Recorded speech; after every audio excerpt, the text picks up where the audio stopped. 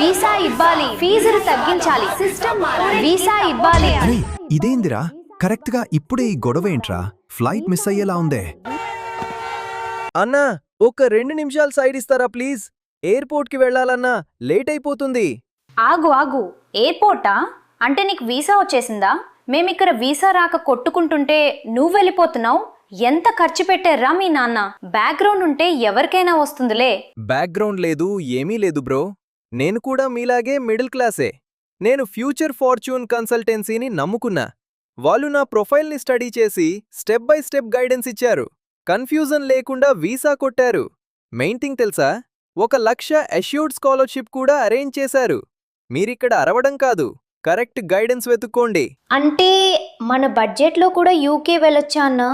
ఇది అస్సలు కష్టం కాదు సిస్టర్. సరైన గైడెన్స్ ఉంటే చాలు. అంతా చాలా ఈజీ.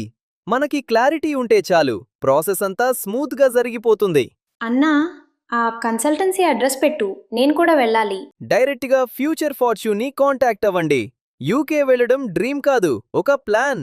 మిడిల్ క్లాస్ కలలకి రెక్కలు ఇచ్చే మీ నమ్మకం ఫ్యూచర్ ఫార్చ్యూన్.